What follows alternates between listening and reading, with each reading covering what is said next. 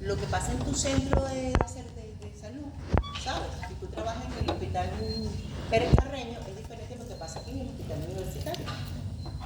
Entonces tenemos que estar vigilantes y pendientes de la epidemiología y de los patrones de resistencia de los microorganismos de cada centro, de cada país, de cada continente. ¿Sí? Pero incluso dentro de tu centro es muy diferente las infecciones que se producen en los servicios quirúrgicos, en los servicios médicos y en la terapia intensiva y en los servicios pediátricos. ¿Sí? Es diferente. Entonces, bueno, vamos a hacer una introducción pequeña. Disculpa, pero necesitaba un café. Vamos a hablar de ciertos conceptos, de las IAS en general, factores predisponentes, los tipos, microorganismos causales y la prevención. Entonces tenemos que es un importante problema de salud pública a nivel mundial, porque además de lo que ya hablamos, que los patrones de resistencia de las bacterias es difícil, hace muy difícil el tratamiento, el desarrollo de nuevas drogas de antibióticos no va a la par del desarrollo de la resistencia, nos estamos quedando cortos, ¿sí? Eso se estancó, hemos sacado moléculas de las moléculas, ¿sí? De las moléculas madres, no nuevas drogas, muy pocas nuevas drogas. De hecho estamos reutilizando drogas viejas que por desuso, por la cantidad de efectos adversos dejamos de usarlos, pero entonces ahorita estamos un poquito más sensibles, entonces bueno. Pero además de eso, esa importancia que tiene es que eso está relacionado a la calidad de la atención en los centros de salud, públicos y privados. Por supuesto que los centros de salud privada se cuidan mucho de ese proceso, porque además te puede traer muchas complicaciones en los pacientes. Además de eso, que es lo más importante que nos tiene que nosotros hacer consideraciones especiales, la parte económica también se ve afectada para esos centros de salud. Entonces los centros privados se cuidan mucho de eso, estudian y se esfuerzan muchísimo en mejorar la calidad de atención para disminuir la incidencia de las IAS. De hecho, en muchísimas partes del mundo, en especial en Estados Unidos, que la medicina está bastante controlada desde el punto de vista económico, ¿sí? La seguridad es también muy privada. Los seguros privados te van a recomendar o te van a indicar que vayas a los sitios, a los centros de salud, con menor índice de IAS. Entonces ellos se esfuerzan también para entrar dentro de los estándares de excelencia y puedan ser recomendados incluso por los seguros privados. En cuanto a la salud pública, que es un proceso que se ha descuidado mucho, sobre todo en nuestros países en vías de desarrollo, que tenemos toda la vida en vías de desarrollo. Pero bueno, históricamente han acompañado a los hospitales con una mayor o menor incidencia, pues dependiendo. Como les digo, en países en desarrollo se ha visto muy cuesta arriba mantener esa calidad de atención y mantener esos índices de porcentaje de incidencia de las IAS controlados. Siempre hay un ascenso progresivo. Motivo de preocupación para las instituciones, por supuesto, y importantes implicaciones tanto económicas, sociales como humanas. Entonces las IAS se inician desde el comienzo de los hospitales como instituciones de caridad. Recordemos cómo ha sido históricamente la evolución de los hospitales. Inicialmente eran, digamos, establecimientos de caridad en donde además se atendían procesos de salud. Su presencia se desarrolló aún más cuando comenzaron a hacerse cirugías. En la medida de mayor escala que eran las cirugías, pues necesitaron establecimientos más preparados y eso permitió el desarrollo potencial o exponencial de los centros de salud. Los estudios de las IAS se vieron, digamos, desde el punto de vista del establecimiento formal desde los años 50, pero estos estudios, estas investigaciones se desarrollaron incluso dirigidos por los centros de control de infecciones más adelante. En los años 60 se llevan a cabo estudios más sistemáticos y organizados, y en los años 70, en muchas partes del mundo, comienzan a desarrollarse lo que llamamos los programas de vigilancia y control de infecciones intrahospitalarias. Entonces vamos a empezar con este caso clínico. ¿Cómo estamos viendo aquí este paciente? Este jugador de baloncesto. En aquella época yo decía, cuando comencé a ver esta clase, hablaba de Mike Tyson. Mike Tyson. Sí. Mike Tyson. Sí. Mike Tyson es boxeador. Michael Jordan. Callero. Mike Tyson es boxeador. Sí. Michael Jordan. ¿Te acuerdas? Digamos, para mí, uno de los mejores del mundo, generación tras generación. Pero dígame uno nuevo, Kobe se murió. Curry. ¿Ah? ¿Te gusta tu basquetbol? ¿Ves tu juego de basquetbol? Pero fíjense que cuando digo Mike Tyson es porque se supone que es un deporte de mayor riesgo, ¿verdad? Por la cantidad de golpes, imagínate que se dan estos señores boxeadores. Pero todos los deportes tienen su riesgo. Y en el baloncesto, por eso les pregunto si en el baloncesto también hay unos traumas que, bueno, este paciente, esta persona, tratando de alcanzar un rebote, tiene 28 años de edad, no tiene ningún antecedente, un atleta de élite, perfecto. Él sufre un traumatismo en la cadera y en el cráneo por una caída aparatosa al tratar de capturar uno de esos rebotes, digamos, aéreos altísimos que ellos hacen, ¿verdad? En un partido final de basquetbol. Este paciente, además de la fractura de cadera, tiene un trauma craneoencefálico. Si ustedes lo ven para acá, para que detallen visualmente y orienten desde el punto de vista clínico, ¿qué ven? ¿Qué ven allí? Ahí no se ve mucho la alteración en la rotación, la posición en la que está, no van a ver la rotación de la cadera o el acortamiento del miembro, etcétera, ¿verdad? Por la forma en que está. Pero miren cómo está, con un cierto trastorno ahí de conciencia, ¿verdad? Está como confuso, está como nubilado. Y fíjense la manito acá como en garra, ¿no? Y como retraída, como contraída, ¿vale? Ahí hay un trauma, por lo menos craneal, digamos moderado a severo, ¿sí? Pero además tiene una fractura de cadera. Y de ser una persona total y absolutamente sana, la tienen que llevar a pabellón para corregir la fractura de cadera. Y fíjense, aquí tiene lo primero, un drenaje, ¿sí? Lo operan, ya tiene una invasión, un drenaje. Este paciente va a terapia intensiva por el trauma cráneoencefálico y entonces el trastorno de conciencia hace que lo ingresen a terapia intensiva. De ser un paciente total y absolutamente perfecto, ¿sí? Desde el punto de vista de salud, comienza a estar poliinvadido, es decir, una sonda urinaria, un tubo endotraqueal, conectado a una ventilación mecánica, una vía central, una sonda nasogástrica y un drenaje en la cadera. De cero a todas sus barreras naturales alteradas, ¿no?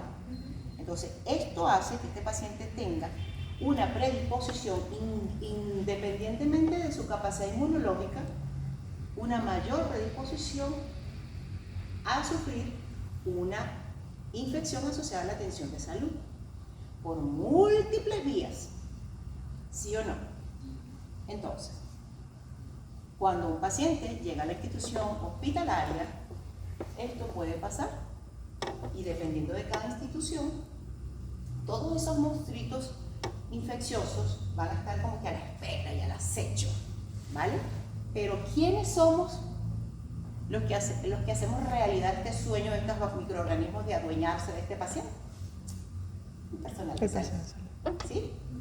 Entonces, claro, ojo que también pudiera estar relacionado con las relaciones interpersonales, o sea, suena redundante, pero las relaciones interpersonales entre los pacientes hospitalizados también es importante.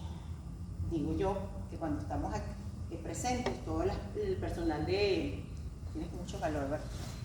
Cuando están presentes todo el personal de los hospitales, los pacientes se portan bien. Pero en lo que tú das la vuelta, cuando el gato no está, los ratones hacen fiesta. ¿Sí? Entonces, pacientes en aislamiento máximo, aislamiento inverso, aislamiento general, entonces empiezan a tener visitas de los otros familiares o visitas de otros pacientes, o entre familiares y familiares, entonces se relacionan a veces bastante íntimamente.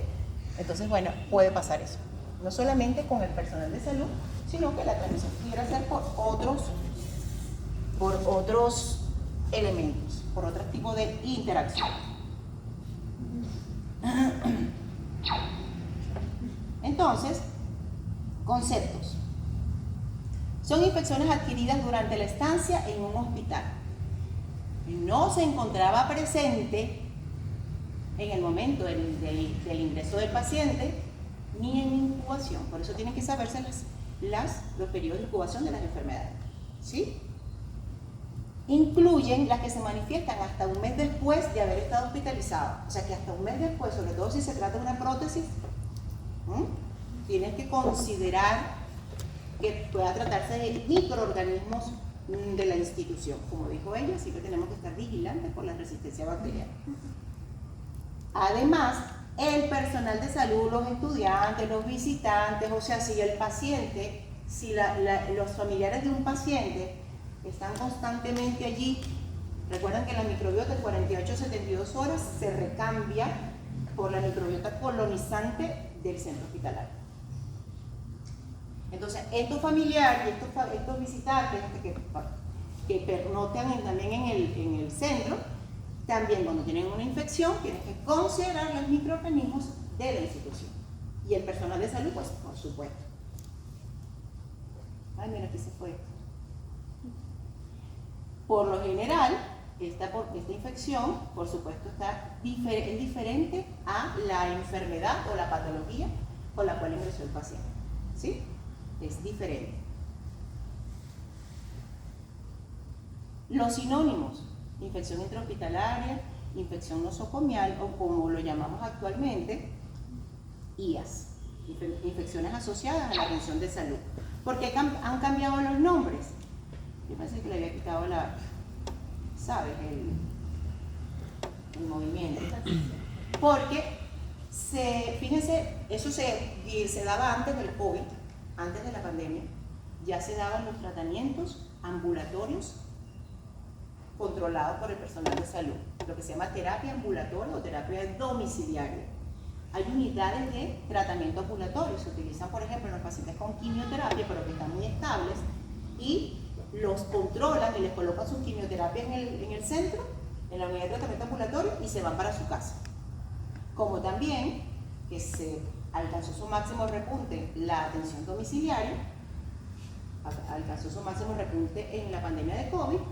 Activamente el personal de salud empezó a acudir a las casas de los pacientes a hacer la atención médica.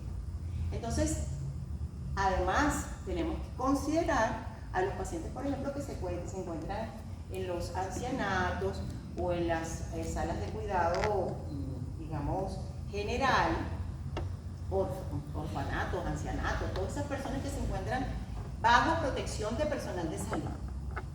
Entonces, por eso se expandió el término y ahora se llaman infecciones asociadas a la atención de salud. Ok, sigue manteniendo el mismo concepto. Se asocian varias causas, por supuesto, todas los procedimientos que estén relacionados con esa atención de salud, pero incluso por la transmisión por la vía respiratoria, también hay que tomar en cuenta, porque si la enfermera que fue a tratar a ese paciente tiene un proceso respiratorio e infecta a un paciente que lo que va a es, por ejemplo, ponerle una inyección porque tiene una osteomielitis, y a ese paciente le da infección respiratoria, también está asociada a la atención de salud, ¿sí o no? Sí. Todos los procedimientos, pero ya la atención como tal, desde el punto de vista del personal de salud, ya tiene una implicación en el tipo de infección que pueda desarrollar ese paciente. Incluye las infecciones del personal de salud y visitantes y denotan la calidad del servicio de una institución de salud. La incidencia mundial aceptable tiene que ser alrededor del 5%, por lo menos del 10%, o sea que va desde el 5 al 10%. Ya vamos a ver las cifras de algunas instituciones del país. Entonces, es diferente a la infección asociada a la hospitalización. ¿Qué entienden por eso? Infección asociada a la hospitalización.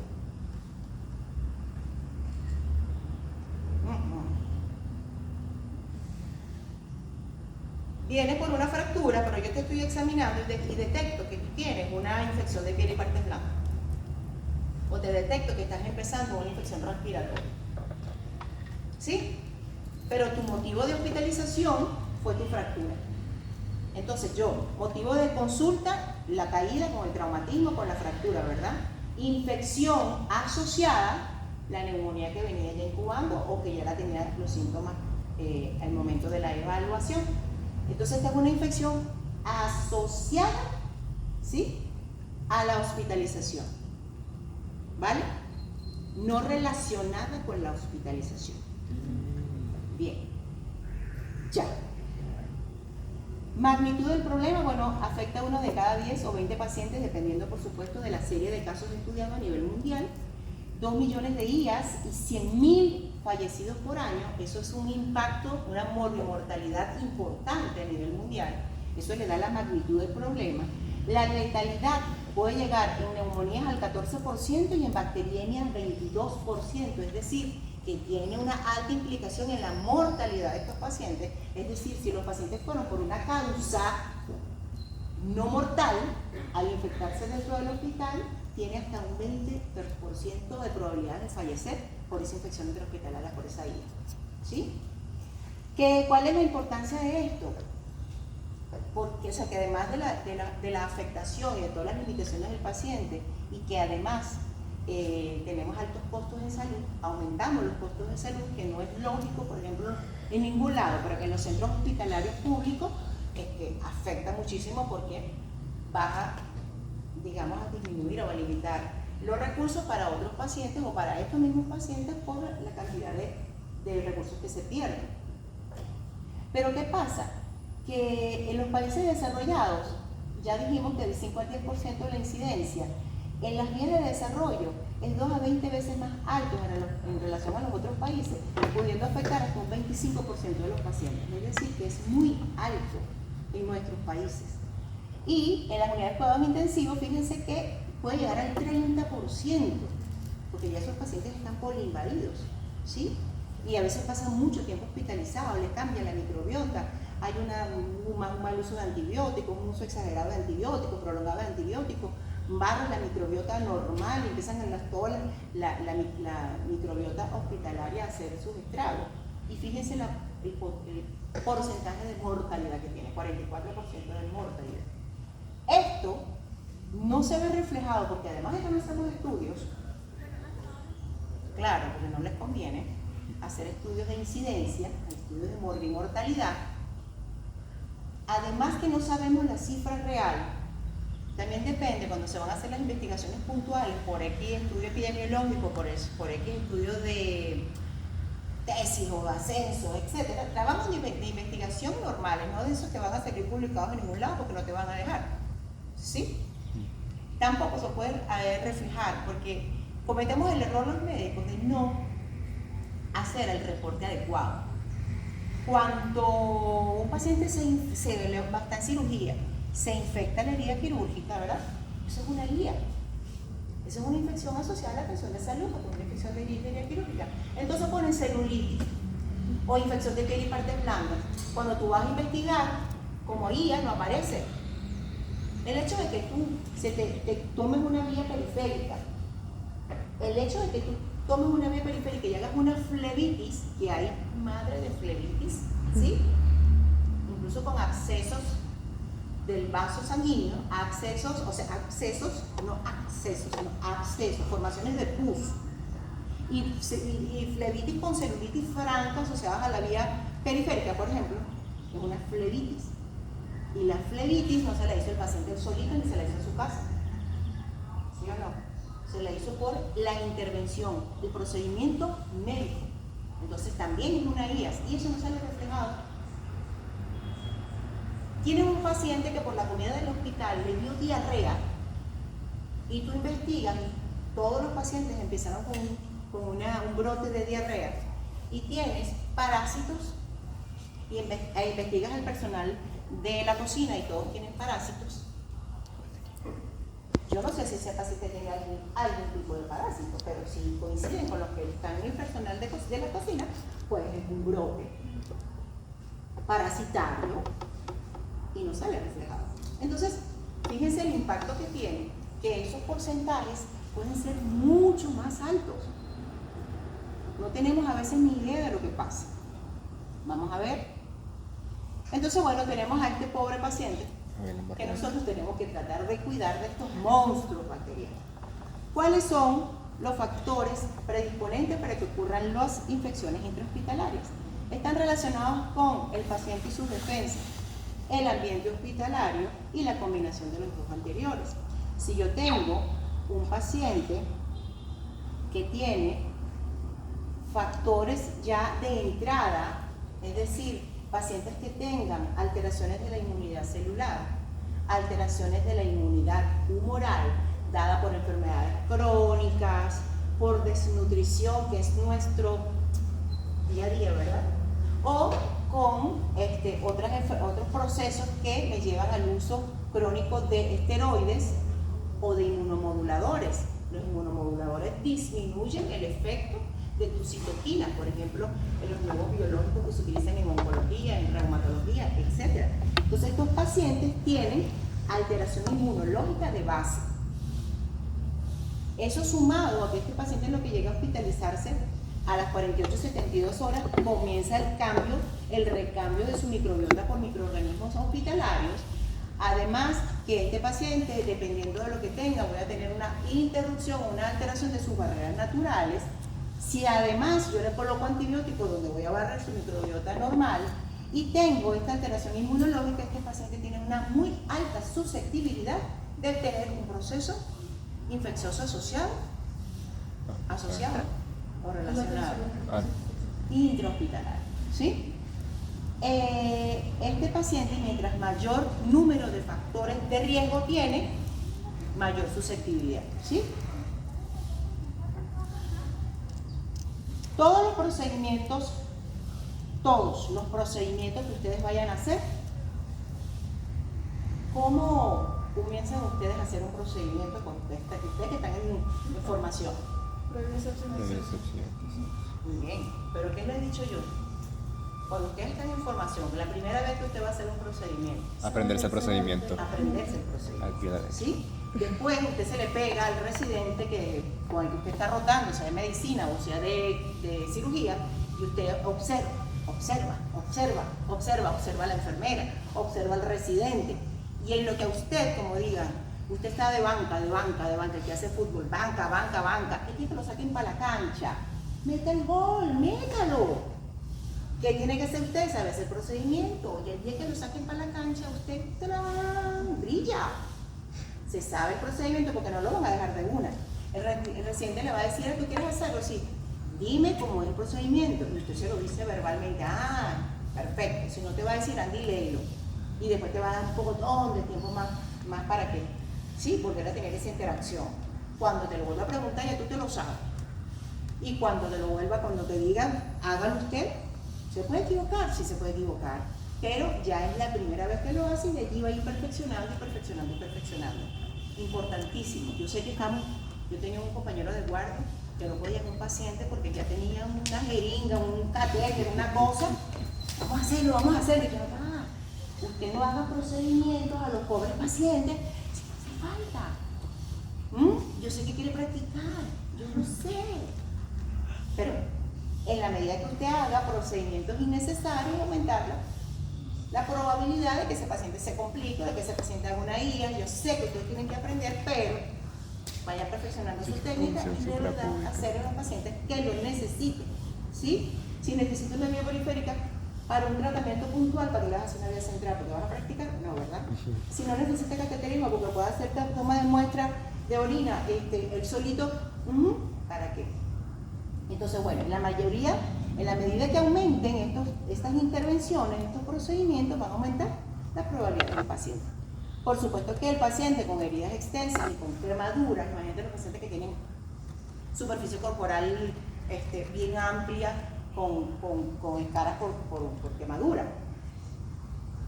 La principal barrera orgánica es la piel, ¿sí? Y ese paciente hay que hacerle curas y quitarle todos esos vendajes que están como pegados y entonces ponerle agua y poner...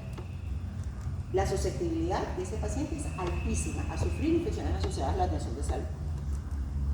Pero ¿qué pasa? Yo también tengo que tener todos mis recursos bien controlados.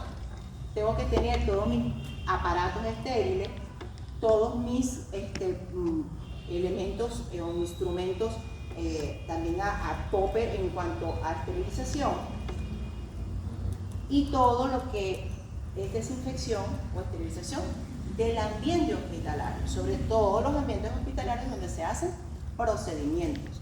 Pero en general tengo que tener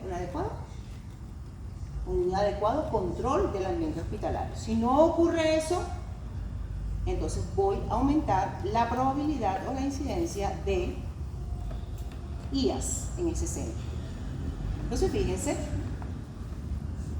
cuáles son estos factores dentro de la institución. Un paciente que ya tiene colonización por el tiempo de hospitalización, esa colonización puede ser a nivel de la piel, del tracto respiratorio, de las mucosas, del tracto gastrointestinal, porque por vía horizontal puedes también consumir los alimentos o a través de otros pacientes o sus intermediarios, los visitantes, también se pueden adquirir otros elementos, por ejemplo esporas, que después vayan a hacer una diarrea clostridiana que vimos Clostridium la semana pasada, ¿sí?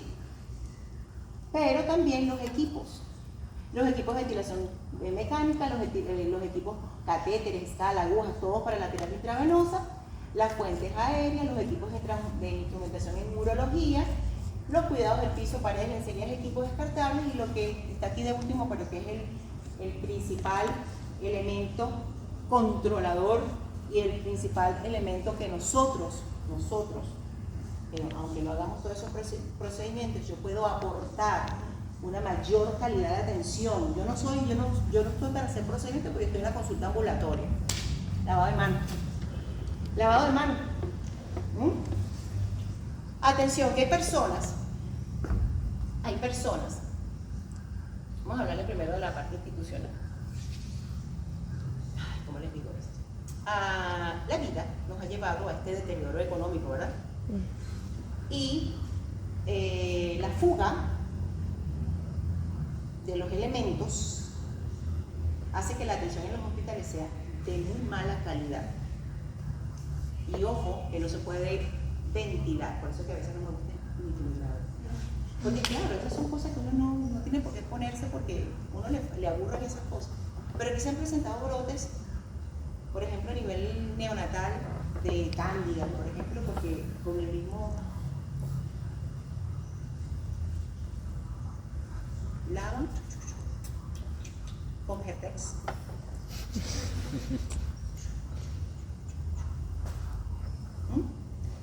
La misma aguja de toxicidad es un brote de hepatitis. Porque con la misma aguja de tróqueros de médula ósea. Entonces los pacientes tienen leucemias y hepatitis. Y yo no puedo pedir capaz por la psicología, por la institución. Sí. Porque tú estás diciendo que es una cosa. Entonces la pobreza nos está llevando a cosas inimaginables. Pero nosotros en forma individual le podemos brindar una atención de calidad a un paciente por cómo lo trato. Señores, si usted está cansado, ese no es problema mío. Usted se decidió meterse en este problema. Entonces, si te vienen a buscar a las 3 de la mañana cuando tú no has dormido nada y el paciente tiene 15 días enfermo, pero se le ocurrió venir a las 3 de la mañana, tu problema es que tú tienes que atender. Ay, señor, pero ¿por qué viene tan tarde? Ay, señor, pero ni siquiera espero que se cuajara, tiene media hora nada más con fiebre. Ese no es tu problema. Tu problema es darle una atención de calidad y en la medida que tú lo atiendas bien y te laves tus manitos, va a ser una atención de máxima calidad. He visto personas, ojo, no repitan lo malo, he visto personas que se ponen guantes, ahí sí me la estoy comiendo, pero con los mismos guantes ven a 15, 20, 30 pacientes. Entonces te estás cuidando, entonces después con el mismo guante te pasas la mano por la cara, agarras el celular, escribes con tu lápiz, te lo vuelves a meter acá, te lo metes en la boca. No, ¿verdad? Entonces te lavas las manos antes y después de cada paciente. Vamos a ver los momentos del lavado de manos. Pero esto también, esto es lo máximo de estar aquí de primero para tú ofrecer una atención de salud, de calidad. ¿Cuáles son los tipos de IA? Dependiendo, por supuesto, de la serie de estudios, de la institución hospitalaria, sea un hospital de guerra, como los nuestros, o es un hospital médico oncológico, ¿sí? Dependiendo de la institución, dependiendo del país, dependiendo de la serie de estudios, pueden variar. Entonces, infecciones del tracto urinario, infecciones de la herida quirúrgica, del tracto respiratorio, las bacterianas, que son bien importantes porque tienen un alto impacto en la mortalidad, todas estas pueden llevar a esto. Por supuesto, las infecciones por microorganismos multirrobo-resistentes, como digo ella, y fíjense que existen una serie de cosas que pareciera que no fuera lógico que se presentaran en los hospitales, pero sí. Hay transmisión de hepatitis B, de hepatitis C, de VIH, de tuberculosis, de dengue y de paludismo durante la atención intrahospitalaria de un paciente. ¿Sí? Transfusiones, donde las serologías fallaron y esos pacientes quedaron con infección por VIH. Brotes de paludismo intrahospitalario o de dengue intrahospitalario, porque no se hicieron los cercados epidemiológicos correspondientes o la atención correspondiente para que no sucediera, y también la parte de alimentos contaminados que se han descrito brotes. Y ahí están. Y cuando estudiaron el tanque, porque cuando hay brotes empiezan a estudiar todo, y estudian el agua, todas las soluciones y todas las cosas que se le colocan a los pacientes, dependiendo si son bacteriemias, entonces empiezan a estudiar todos los brotes, ¿no? De eso se trata la vigilancia y el control de infecciones intrahospitalarias. En evaluar el inicio de un brote, estudiar ese brote, buscar la fuente, el inicio. Entonces, por ejemplo, si son bacteriemias y todo un servicio les dio bacteriemia en un fin de semana, entonces, bueno, van a estudiar las soluciones, ¿vale? Y si pasó que es una infección del sitio quirúrgico, entonces van para cirugía para ver lo que estaban haciendo. Mal, para que todos los pacientes se les infecte la herida quirúrgica. Probablemente el antiséptico que están utilizando está vencido, porque entonces el carrito de cura está más viejo que yo, ¿sí? Con soluciones abiertas forever y antisépticos que ya cada paciente tiene que tener su kit de cura y recambiarlo cada cierto tiempo. No puede ser el mismo kit de cura para todas las salas por 15 años, ¿sí o no? Entonces, bueno, dependiendo del brote infeccioso, de los estudios, la vigilancia epidemiológica no hace las intervenciones debidas. Pero hubo un brote intestinal y se investigó el agua, ¿no? Y había un brote de purpurina cepacia, que también le gusta el agua, y se investigó. Y bueno, y tenía terreno fecal. Los pacientes que ya habíamos logrado que se lavaran las manos, que los pacientes a veces no tienen agua, entonces se les mandaba el gel y esas cosas, pero que cuando había agua, recuerden, el gel es muy efectivo, ¿sí? Incluso hasta a veces mejor que el agua, pero por el tipo de procedimiento que hagas durante el lavado. Pero cuando ya tienes una alta carga, que ese gel pegajoso de todo el día, tienes que quitarte el exceso de suciedad para que no se queden adheridas las bacterias, ¿sí? Entonces, después que habíamos logrado que los pacientes se lavaran las manos, cuando se supo la información, se quería lavar más las manos. Entonces nada más era gel. Esa no era la solución era mejorar la parte del suministro de agua, ¿verdad? Ok, ya. Alimentos y el agua. Entonces tú tienes que controlar tu ambiente hospitalario. Si tú no controlas tu ambiente hospitalario, vas a tener brotes de infecciones y vas a gastar más plata en antibióticos y se van a morir los pacientes. Porque son microorganismos a veces que son intratables. No hay drogas para esos microorganismos, sobre todo en nuestro país, y entonces tienen que buscar algunos recursos terapéuticos, por ejemplo en Colombia o en Estados Unidos, si tienes familiares fuera del país, pues, que gracias a Dios muchos tienen y se puede conseguir algunas drogas de última generación para el tratamiento de esos pacientes, si no tuvieran recursos. Bueno, fíjense que dependiendo de las series van a ser diferentes. Aquí también en esta serie 40% infección del tracto urinario, infección de la herida quirúrgica, infección respiratoria, bacterianas aquí son 15%, otras a 25%, y aquí está la representación, ¿verdad? En las intrahospitalarias, fíjense que aquí también, este es de México, sí, aquí también tienes infección de urinarias, seguidas de infección de herida quirúrgica, infección respiratoria, similares, ¿verdad? Pero dentro de UTI, ven que primero fueron las neumonías, después las bacteriemias, ¿sí? Dentro del mismo centro puede variar dependiendo del servicio. Por lo general, servicios médicos y servicios quirúrgicos. Y además, los que ingresan a UTI también van a variar el tipo de infección asociada a la atención de salud. Y los microorganismos también van a variar. En esta serie, Klebsiella pneumoniae, pero por ejemplo en el hospital puede variar entre Pseudomonas, Cinetobacter, Burkholderia y Stenotrophomonas maltophilia, que la llamamos, y una Serratia, de Serratia marcense, la llamamos Serratia malditensis, porque es una maldita que era de 70%, o sea, todo R. Entonces le pusimos Serratia malditensis, ¿no? Pero dependiendo incluso de la época y de los insumos que tiene. Porque a veces traen cosas de la China o hindú, que no sé qué, que no se sabe bien ni siquiera si de verdad estás colocando lo que estás colocando. Porque no tienes ni siquiera el apoyo que teníamos antes del Instituto Nacional de Higiene como si no lo comprender todo. Esos chips están buenísimos, ¿verdad? Bueno, para la parte del tracto respiratorio, los factores predisponentes, por supuesto, es importantísimo. Los trastornos del estado de conciencia, pacientes que tengan enfermedad pulmonar obstructiva crónica, estados metabólicos anormales que le impliquen esos trastornos de conciencia y que además alteren el sistema inmunológico y, por supuesto, las defensas. La microbiota de otros pacientes, el intercambio, la interacción con otros pacientes y sus familiares, y el uso de antibióticos de forma inadecuada.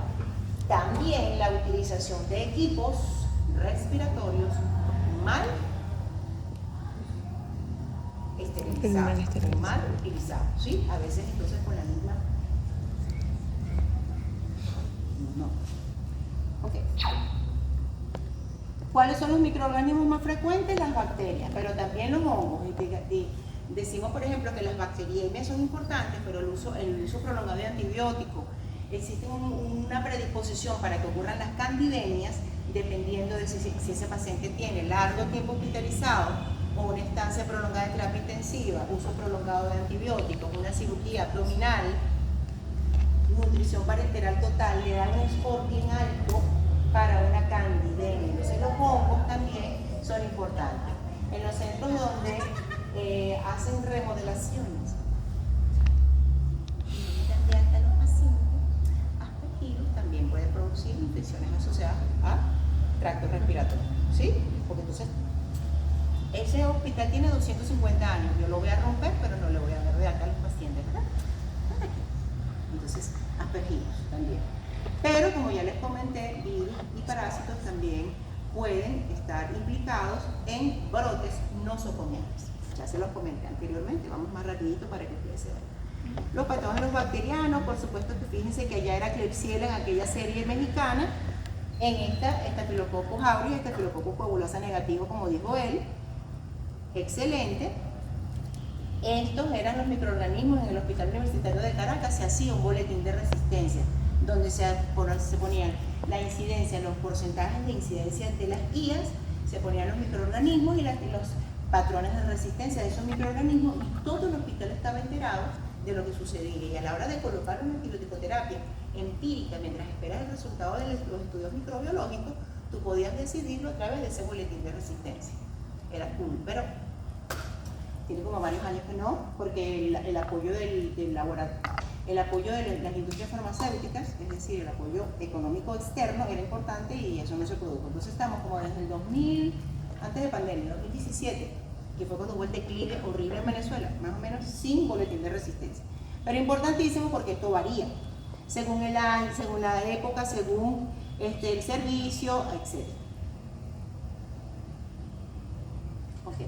Entonces, otros, esto es en UCI, fíjense que aquí no les miento, Acinetobacter baumannii era multiresistente, seguida de Pseudomonas aeruginosa, en la UTI de ese mismo año, ¿vale? En el boletín de resistencia de la unidad de control de infección.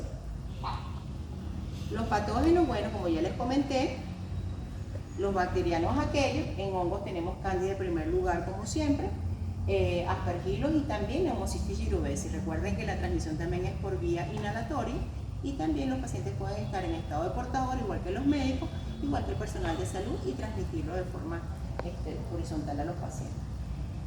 Virus, herpes, dengue, hepatitis B y C, como ya se los comenté, por transfusiones, por mala utilización de algunos equipos, etc.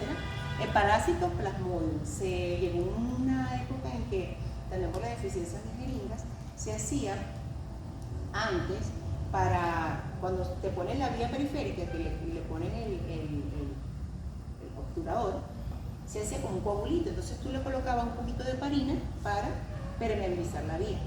Entonces, o sea, tú sabes, y un brote de paludismo intrahospitalario, ¿sí? Entonces eso puede pasar, paludismo, VIH, etc. Bueno, y las armas, o sea, Coptic también, por la mal aseo de las camas, de la reutilización, lo que llamamos la atención caliente. Esa atención caliente es que no se espera que se enfríe una cama, se va o se muere uno y alguien ingresa el otro, a veces no da tiempo de asearla, ¿sí? Entonces, bueno, más o menos este es el flujo. El personal médico colonizado o infectado o en estado de portador o el medio hospitalario contaminado va a producir la transmisión exógena de esos microorganismos a los pacientes que no estaban colonizados, pero que pasan a ser colonizados por microorganismos del entorno hospitalario nosocomial, y de allí va a ocurrir la infección, bien sea por aspiración faríngea, por los procedimientos invasivos, por las heridas que se produzcan si es un paciente quirúrgico, y también puede haber esa transmisión exógena de un paciente que viene de la comunidad, pero que dentro del hospital, por las interacciones de familiares con pacientes, de otros pacientes que traen microorganismos de afuera, puede ser de la comunidad o de otras instituciones hospitalarias o de salud, porque vienen trasladados de otro centro. A ese paciente con ese tipo de infecciones, donde tú me estás trayendo microorganismos a veces horrorosos de otro centro, tienes que aislarlos, que es lo más difícil a veces por la disposición de cama. Recuerdan que de 900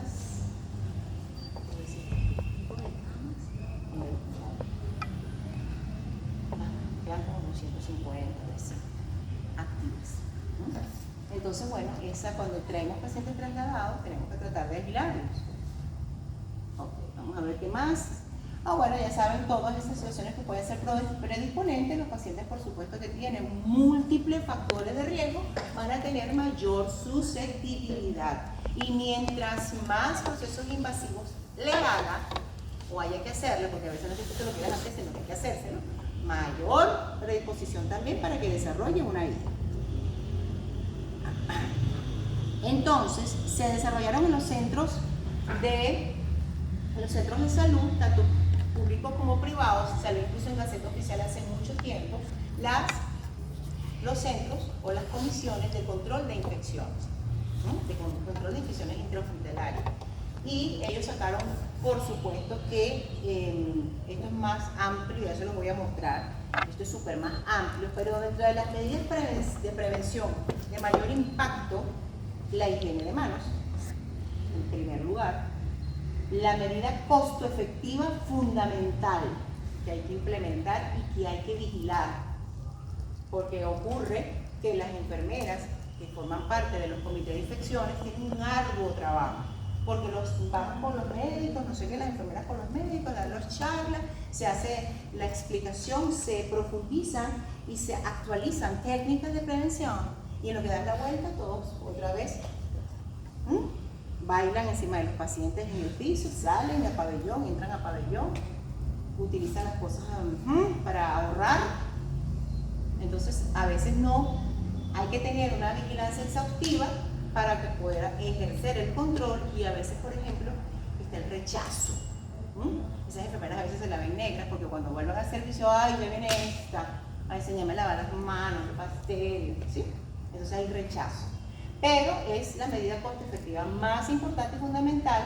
Las precauciones estándar, el uso de equipos de protección personal como guantes, batas, mascarillas y aislamiento según el tipo de transmisión. Por ejemplo, pacientes que si tienen tuberculosis tienen que hacer un aislamiento de transmisión aérea, ¿vale?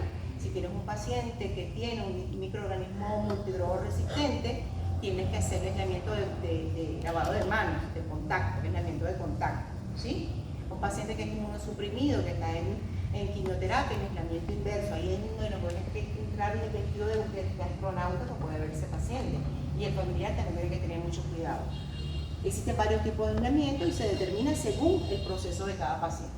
Y la vigilancia, que se basa en la implementación y de estos programas, pero también con la vigilancia epidemiológica activa y el estudio tanto de los brotes como del control de esos procedimientos y de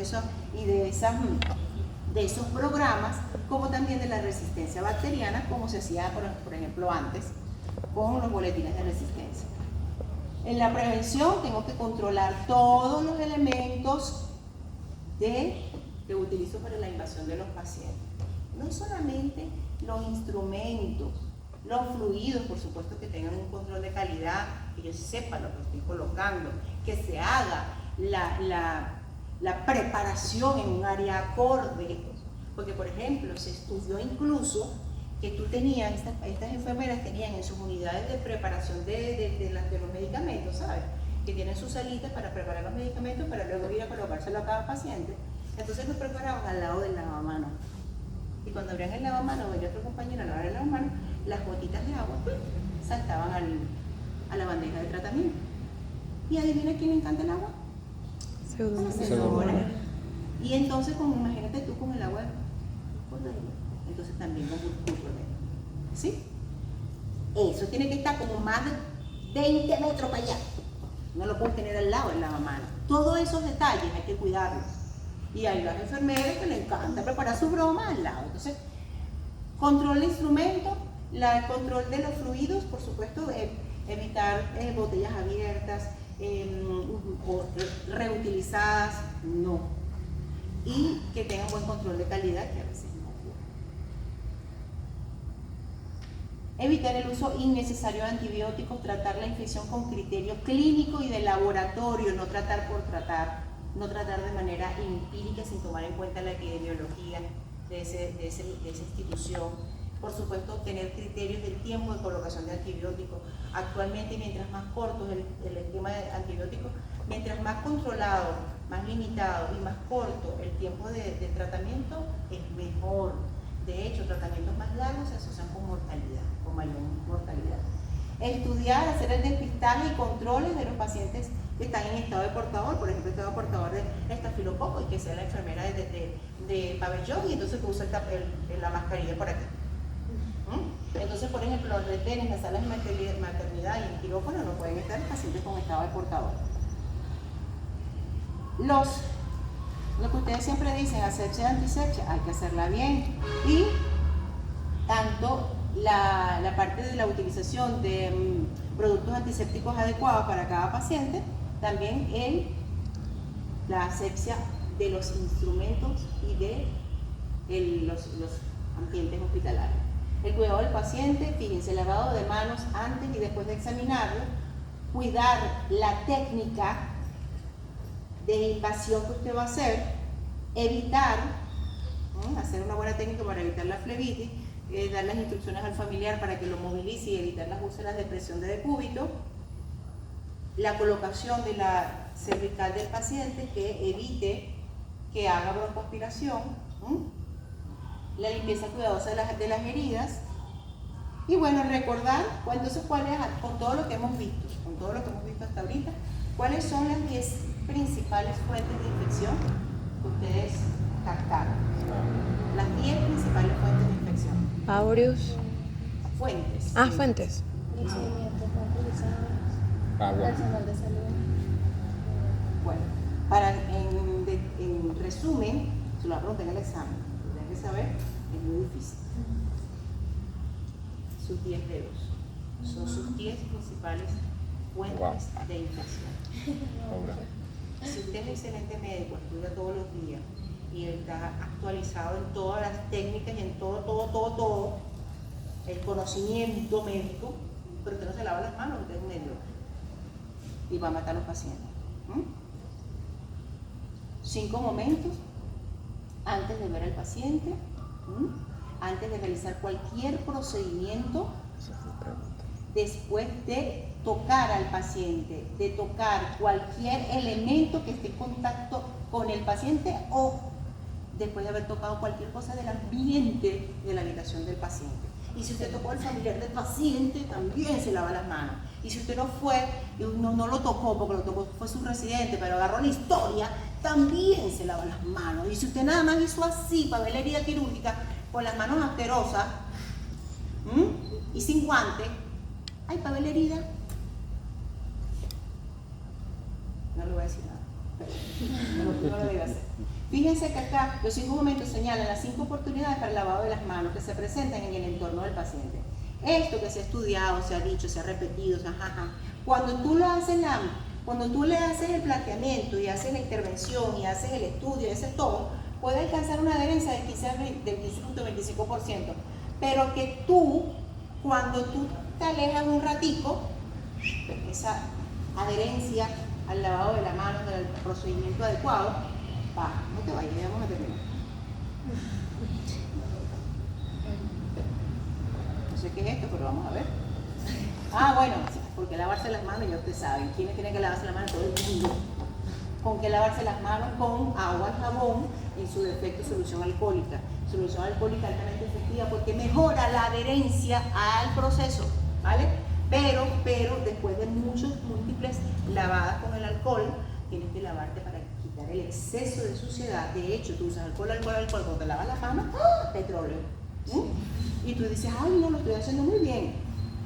Con la técnica correcta y en los 5 momentos adecuados, y cuando estás en la casa, por supuesto, en el lugar donde se realiza la atención del paciente. ¿Sí? Fíjense cómo es la técnica del lavado de la mano. Cuando es con agua y jabón, es un poquito más de 40 segundos. ¿Sí? Y cuando es con solución alcoholada, es un poquito menor. Cuando vayan a hacerla con agua y jabón, no es que se van a colocar el jabón y van a hacer todo esto debajo del agua. No, ¿verdad? Entonces, coloco el jabón acá, que preferiblemente con un dispositivo, ¿verdad? Para que no toque, ¿no? Dispositivo, colocaste jabón, entonces vas a hacer este proceso, ¿sí? Y primero, después esto, después uno sobre otra, ¿vale? Deditos, uñitas, pulgar, muñeca. Y después en el agua. Y si no con solución alcoholada, por lo menos 2 veces cumpleaños feliz. Por lo menos 2 veces cumpleaños feliz corto, no el cualquier noche de la empresa, no, ¿verdad? Cumpleaños feliz corto, 2 veces. Bien. Háganlo, muchachos. No se mata para buscarle eso. ¿Por qué la solución alcohólica? Bueno, en general porque tiene una mayor adherencia. Eso es lo que la posiciona cuando no contamos con otros recursos o cuando estamos apurados. Aquí está, 15 de octubre, el Día Mundial del Lavado de Manos por UNICEF. Por OMS es otra fecha, pero por UNICEF, en donde ellos hacen ese programa y lo llevan hasta los niños para disminuir las diarreas. Y bueno, la formación de los centros de control de infecciones o de las comisiones de control de infecciones que deben estar en todos los centros hospitalarios. Por supuesto, la base fundamental es el control de las incidencias y la creación de programas de vigilancia de esas IAs, con todo lo que tiene que ver, estudio de brotes, investigación epidemiológica, estudio de las fuentes, generación de elementos para hacer el progreso o la sucesión de esos estudios de investigación y que puedan conocerse, establecer conocimientos de base para mejorar esos programas. Importantísimo también, lo que ella dijo de inicio, que es una de las cosas más relevantes, digo, lo decimos por el incremento tan abrumador de la resistencia bacteriana, por supuesto también los boletines de resistencia bacteriana. Los objetivos fíjense, todos los objetivos que tienen las comisiones de infecciones, no se lo voy a leer, pero la identificación de los procesos infecciosos, la investigación y la vigilancia epidemiológica, la prevención, control de esos agentes y su diseminación, comunicación de todos los elementos de investigación que se generen, que no se hace, la educación e investigación, prevención en los trabajadores sanitarios, porque también implica eso, control de trabajadores con vacunas, esquemas de vacunas, etcétera, pero que no. Y los sistemas de información para que el personal esté enterado que no está ocurriendo. Aquí está, objetivos específicos, diagnóstico de situación de IAS, disminución de las infecciones intrahospitalarias, todo lo que tiene que ver con la parte epidemiológica, factores de riesgo, medidas de control y crear normativas para que no se produzcan. No esperar que la enfermera de control de infecciones la apunte con un arma. Ya ustedes de hoy, ¿sí? Aquí en la clase de micro, ya usted sabe que se tiene que lavar las manos, ¿verdad? No hace falta esto, ¿yo no? No hace falta. Muy bien. Y bueno, en el Hospital Universitario de Caracas, la incidencia en este año, que fue en el 2017-18, fue de 18.87%. Fue la última vez que se pudo estudiar la incidencia puntual. Los microorganismos más importantes en esa época, Escherichia coli, seguida de Pseudomonas, son diferentes ahorita. Aquí, una alta prevalencia de IAS y los microorganismos fueron predominantemente gram negativos con todos sus factores de resistencia. Conclusiones. Bueno, comparativamente con el Centro Médico Docente de la Trinidad, actualmente, por un estudio más importante que el estudio puntual de prevalencia. Es un estudio de densidad y como de incidencia acumulativa, es decir, algo que es más específico y más sensible para establecer la actualidad en incidencia de infecciones intrahospitalarias de IAS, 2.5%, contra 20 que tiene el hospital universitario. 2.5%. Aumentó durante el COVID. Recuerden que en el COVID estás todo forrado, fue como una vía, y nosotros, si se cuentan las flebitis, todo eso se contaba y eso aparecieron muchas flebitis y muchas complicaciones por la pandemia, ¿sí? Porque las técnicas se alteraron, los procedimientos se alteraron por por esa situación del equipo de protección. Pero 2.5 versus 20% en el más o menos 2017-18. Conclusiones. Se mantiene como un problema importante de salud pública, importantes implicaciones económicas y sociales, pero muchísimas implicaciones humanas. Esos pacientes se tardan y se retrasa mucho su reincorporación a su vida normal, a su vida laboral. El cambio de nombre a IAS amplía el concepto, ¿verdad? La definición. Existen determinados factores predisponentes o factores que hacen que una persona sea más susceptible o no, y que existen diferentes tipos de IAS y diferentes microorganismos que van a depender toda esa epidemiología del centro e incluso del servicio.